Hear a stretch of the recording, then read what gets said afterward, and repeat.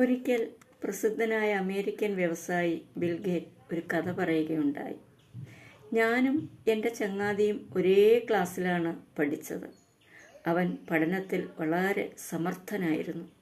എല്ലാ പരീക്ഷകൾക്കും 1-ാം റാങ്കോടുകൂടിയാണ് അവൻ പാസ്സായത്.